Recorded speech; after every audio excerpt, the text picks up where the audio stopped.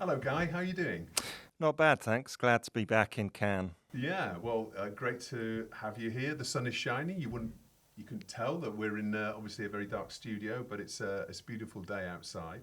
Um, so tell us first of all a little bit about Ampere Analysis. You're one of the leading analysts in the TV industry, and we often see reports and news stories coming out in the trade press about the state of the industry and trends that are happening in it. Tell us a little bit about the company and what your methodology is for that sort of research.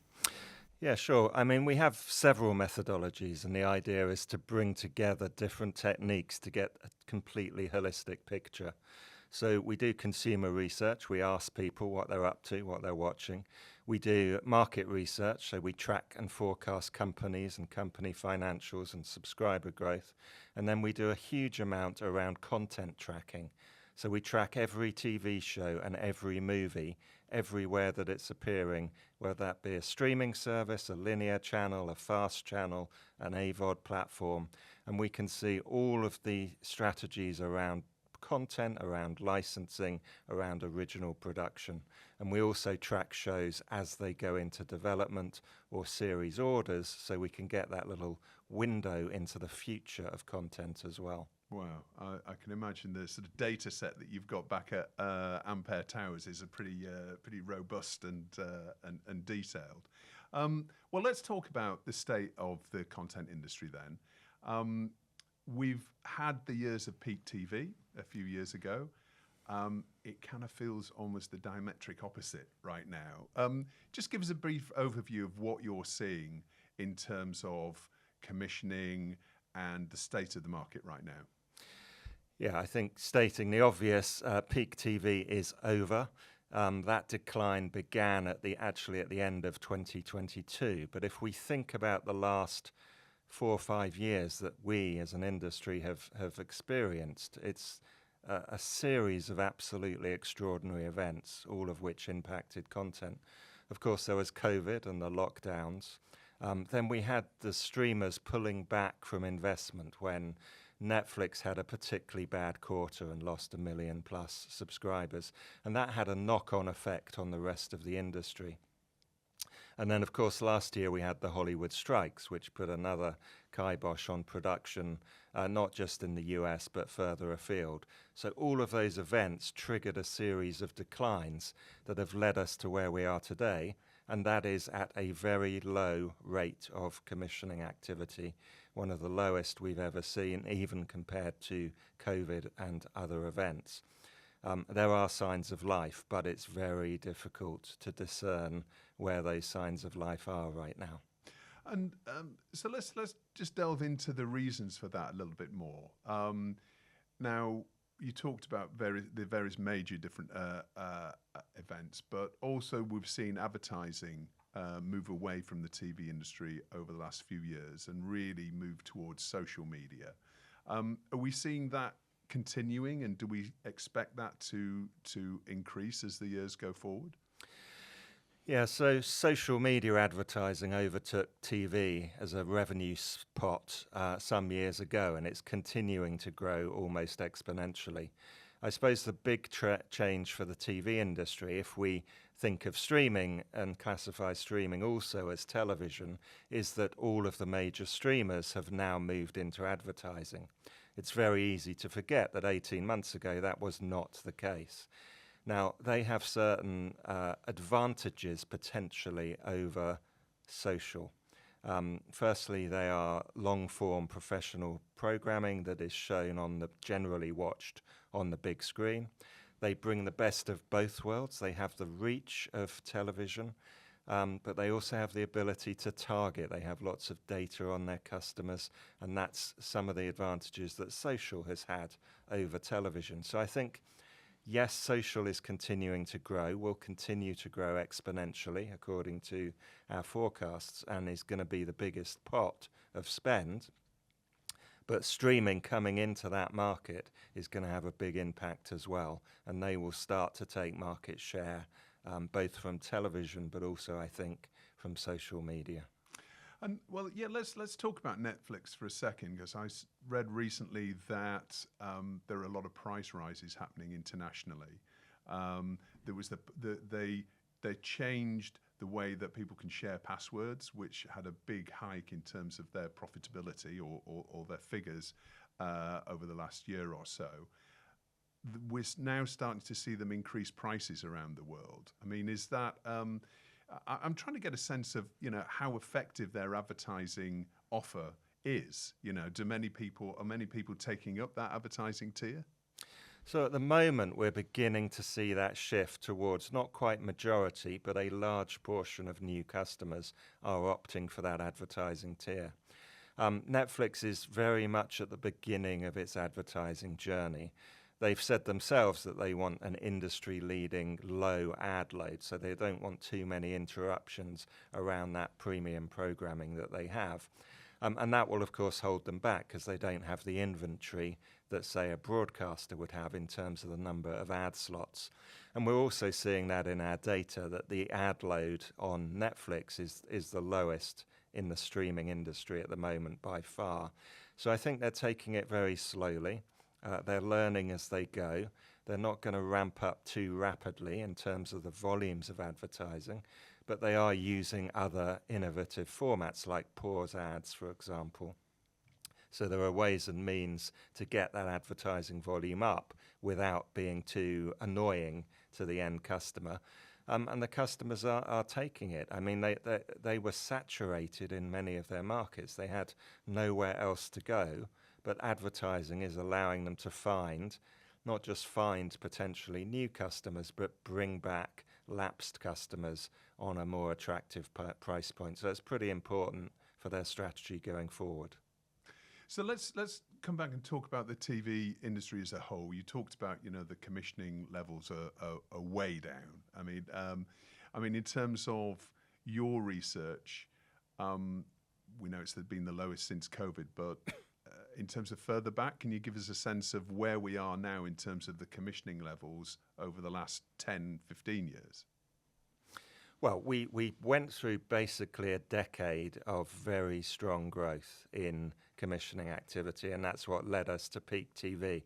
I mean, we talk about peak TV having ended 18 months ago, but we started talking about peak TV probably 8-9 years ago. So the commissioning activity was at a real high it was growing all the time, but it felt like peak TV for about a decade. And so to come off of that quite rapidly, as we have seen in basically 18 months, is a bit of a shock to the system. Obviously, capacity was grown during that time. There's been a soundstage and studio building boom. You'll have seen that in the UK and elsewhere. Now there are facilities, staff, crew and talent that don't have the commissions to work on. So it's a big shock to the system. Yeah, I have noticed a number of studios being thrown up around the country, around the UK and probably internationally as well. And you're right, it seems to be by the time they're announced and by the time they're actually ready, the commissioning levels are so low that you wonder how positive that's going to be in terms of a business model for studio facilities. But talking about types of content then and the commissioning levels across scripted and unscripted, can you say which has been hurt most? Is it scripted because it's more expensive, simply? Or is it unscripted, which, a lot of people talk about the middle layer of unscripted being really hit? Can you give us a sense of that? Yeah, so it's definitely scripted is harder hit. As you say, it's more expensive. We are seeing when we look at the genres of what's getting commissioned, that some of those more expensive to produce genres like sci-fi are down against others. One of the areas where we are seeing a bit of an upswing and continues to be incredibly strong relative to being down is crime, and particularly true crime. The other thing that's happening in the market is a move towards unscripted, particularly by the streamers. So just again 5-6 years ago, they didn't really have much activity in that space, and now it's a very significant area for them. And again, documentary within that is particularly hot. and within that, true crime documentary. And then we've got things like sport documentary and biographical that supports some of the other programming as the streamers move into sport. So is it fair to say that premium true crimes documentary and premium factual is still an opportunity, almost a sub-niche within a sub-niche? Yeah, I mean, unscripted is an opportunity. Again, within the confines of the market being down, documentary is the strongest sector at the moment within that space, and within that, crime is absolutely the majority of activity within that space. So there are things going on. I think partly it's part of all this wider web of development. So streamers moving into advertising means they're becoming more broadcast-like in their content strategy. So they're doing more unscripted. They're doing more series that will engage over a longer period, because when you're using advertising, you need people to keep coming back and watch week after week after week.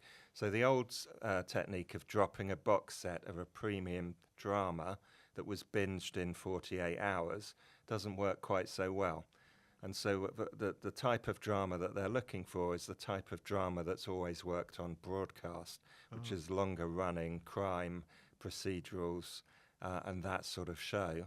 That's interesting. So actually the advertising aspect for the streamers is now impacting the way that they play out new content.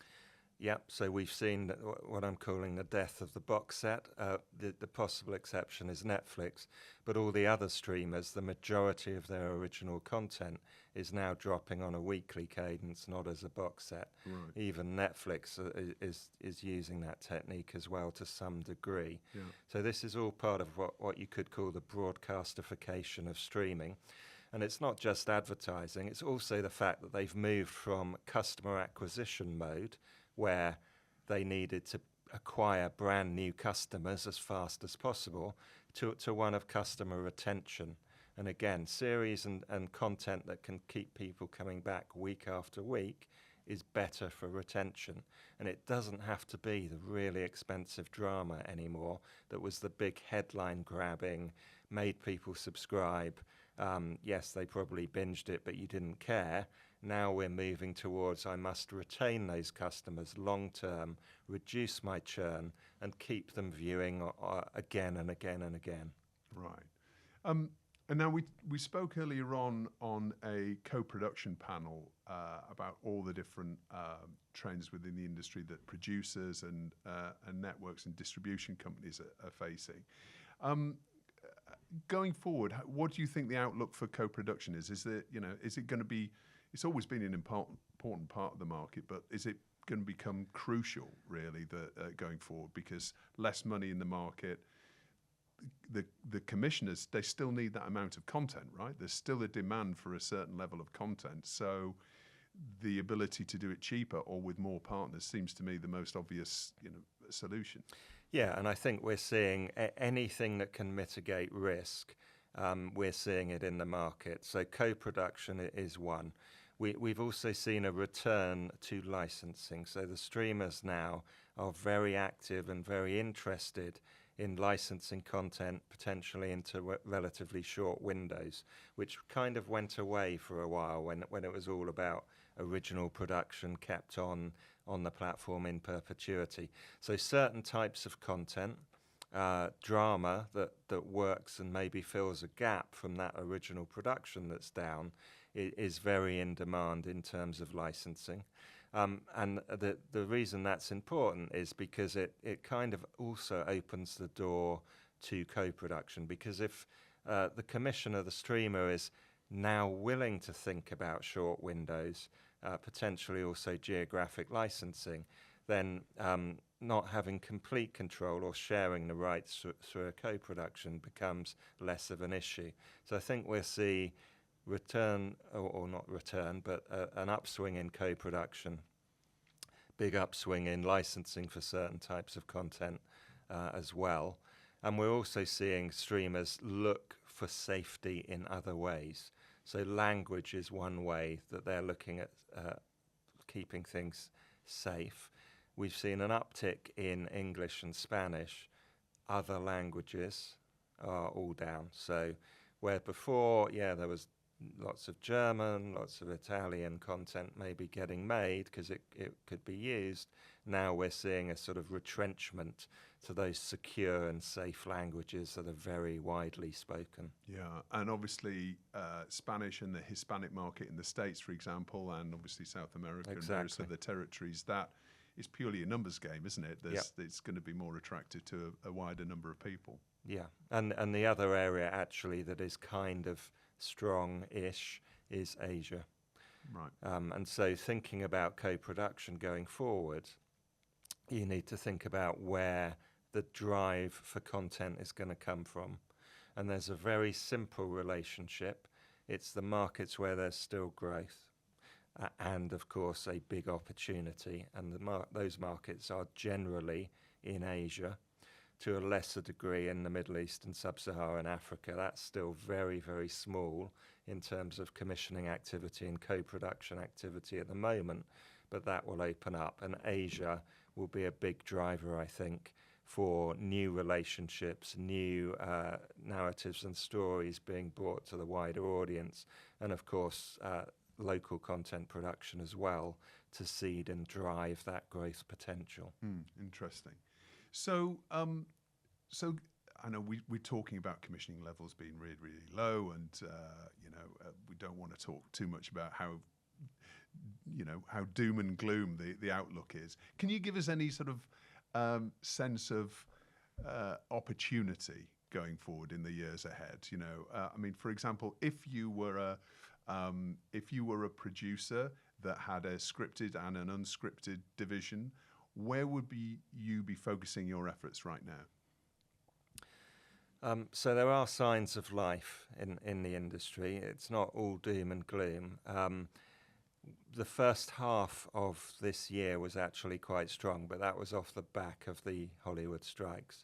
This last quarter was down again, but year to date as a whole, we can start to determine some return to activity. At the moment, it seems to be largely driven by Netflix and Amazon, and also within that by unscripted over scripted. So certainly going forward, if I had to think about two divisions, unscripted is going to be probably the stronger one for the near-term future. Scripted is still important, but it's a certain type of scripted.